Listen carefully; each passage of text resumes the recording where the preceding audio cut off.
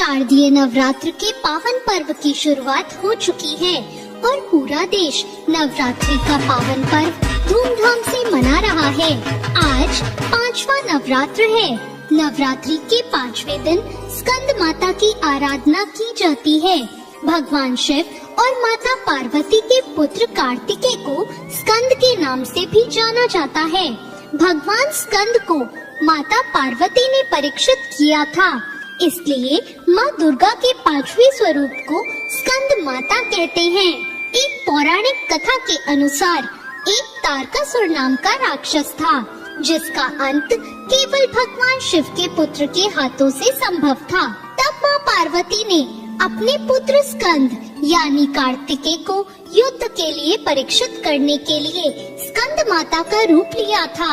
स्कंद माता से युद्ध परीक्षण लेने के बाद भगवान कार्तिकेय ने तारकासुर का अंत कर दिया। स्कंद माता हिमालय की पुत्री पार्वती हैं। इन्हें माहेश्वरी और गौरी नाम से भी जाना जाता है।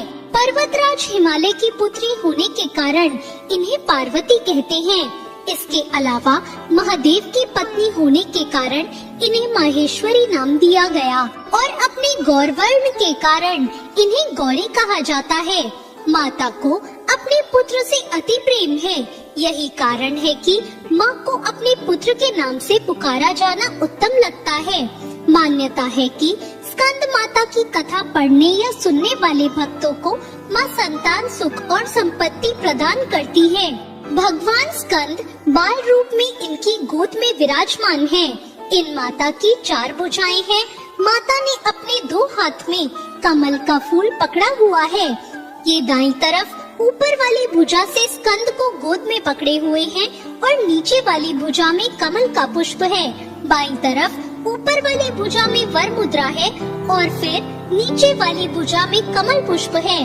इनका वर्ण एकदम शुभ्र है। ये कमल के आसन पर विराजमान रहती हैं, इसलिए इन्हें पद्मासना भी कहा जाता है। सिंह इनका वाहन है। यह देवी विद्वानों और सेवकों को पैदा करने वाली शक्ति है, यानी चेतना का निर्माण करने वाली।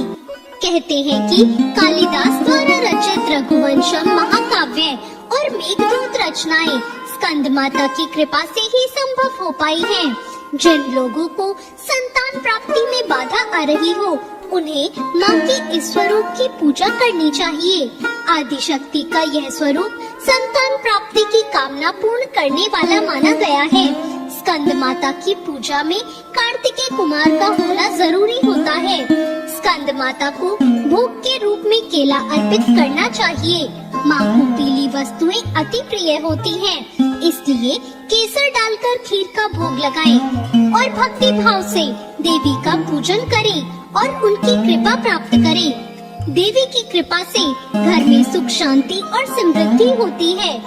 या देवी सर्वभूतेषु मां स्कंद माता रूपेण संस्थिता नमस्तस्यै नमस्तस्यै नमस्तस्यै नमो नमः। नवरात्रि के 5वें दिन सबसे पहले स्नान करके स्वच्छ वस्त्र धारण करें।